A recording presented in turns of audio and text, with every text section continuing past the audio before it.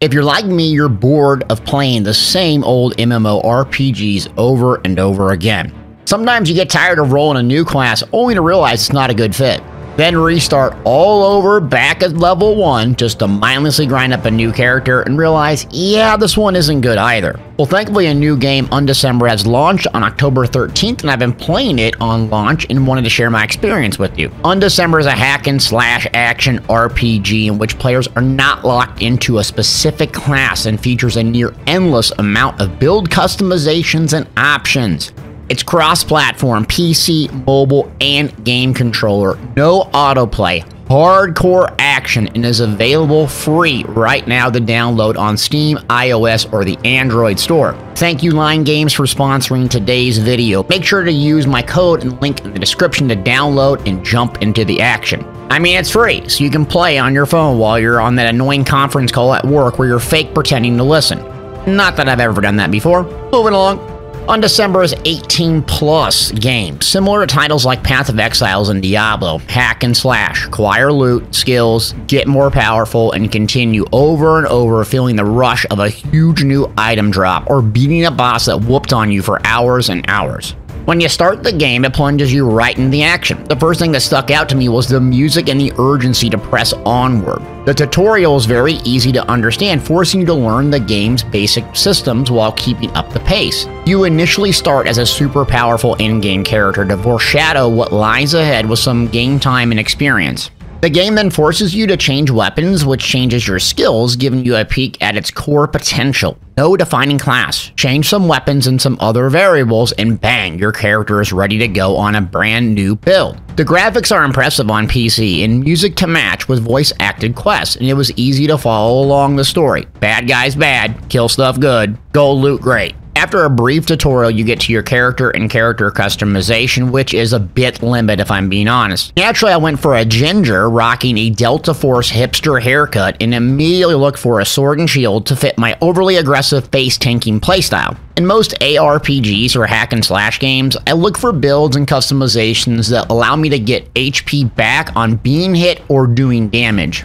And this is what I found within few hours of playing the game. During the outset, you get runes, which are essentially skills that unlock powerful abilities. The interface was quite different than anything I've seen outside of using materia in, say, Final Fantasy VII. The first screen gives a massive honeycomb-like shape, where you can combine skill runes with link runes. Skill runes unlock the abilities, while link runes give enhancements to those core skills. And from the near outset, I had my build combining Crescent Slash, no relation to Crescent Sweet, with Hunger Rune. Now I can get back HP on attacking, just like my Templar and ESO with jabs, well before the nerf. Sure, it wasn't much HP on attacking, but that aggressive meathead playstyle I found within 30 minutes of playing the game, and the build felt like mine. And this is where the game shines, filling out your honeycomb with near endless combinations and unlocking more skills and eventually at endgame. Plus, you don't have to reroll characters constantly to say, yep, I'm locked into these sets of skills and combinations. You can augment and enhance the runes, making them more powerful, giving back, say, more hit points or faster attack or more damage, etc. Something worth noticing is the skills were locked to only using a bow or a staff or a sword and shield, which is pretty obvious for anyone familiar with these type of games.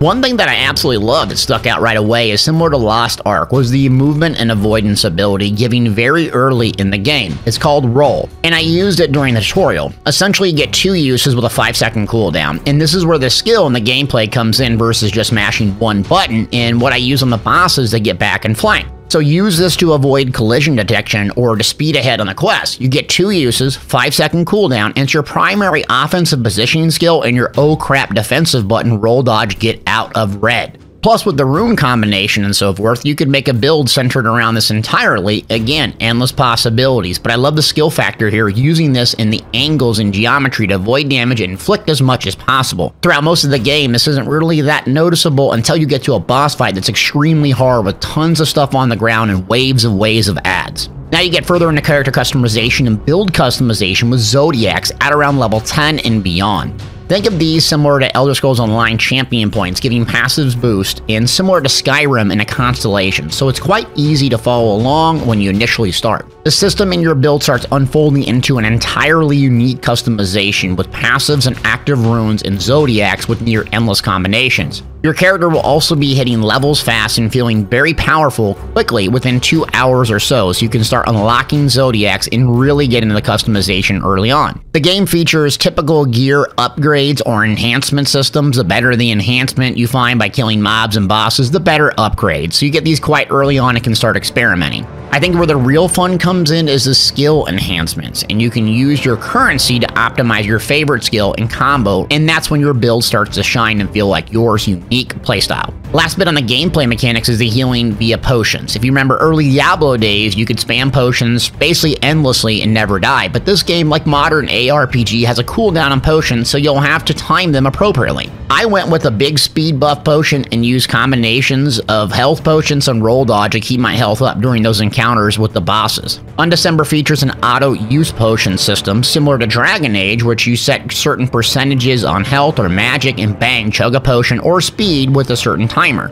You can manually click them, of course, with the number key, but it's nice because everything thus far keeps you throttling down on the action and not bogged down on tasks you really don't want to do. That's where the game really shines, is the initial feel of progression and pacing. You have the story quests, towns with quest hubs, and mainly these are used to gear up, sell your inventory before wandering out, killing more things, acquiring more loot, feeling more powerful, and having fun. The overland map is very easy to follow where you go and what to do. It has an idiot-proof mode, for people like me, where you can click on the quest or objective and it will tell you exactly where to go and where to head. There's nothing more frustrating than exploring and not having the option for a Goldilocks path or not knowing what to do next. Again, if you're catching a theme here, it allows you to constantly stay in the action, and that's where Undecember shines. Another interesting mechanic the game had was loot specifically. After killing a boss or a group of mobs, you could see the name and the quality of the item, but it also had a percentage-based indicator that increased your stats over the currently equipped item. Meaning it lets you know, hey, this is 4% better than your gauntlets. Grab this now and equip it. Hack, slash, grab, equip, power up, go. Moving on to monetization of the game. As we're aware, it's a free-to-play game, and you can simply avoid the cash shop or get sucked into it. I downloaded the game free-to-play. I didn't receive a code or an upgrade, though I received some nice launch rewards. Like other ARPG games, they give you huge incentives to log in, click, and feel rewarded by staying active in the game. The cash shop has what we're very familiar with to players in the genre, tons of things to buy and cosmetics and convenience. The one cool cosmetic was the costume and the outfit from the introduction where you're slapping everything and feeling like a god. The game also features pets which do little tasks for you like loot and so forth. The base one gives you an idea of the concept but doesn't really do much unless you drop some real life money and it becomes highly functional. Me personally, I didn't spend a dime on this game and still had fun. You also find traditional buy for convenience like space in the bank or your bag, which can be a nightmare in any game, let alone a hack and slasher. So you're buying and saving money so you can buy these things, save time essentially, so you can still throttle down on damage and killing stuff rather than going to the town and vendoring things relentlessly. I play the game for what it is, use my time and enjoyment and slowly progressing versus feeling like I need to purchase something outside of cosmetics, which I do like.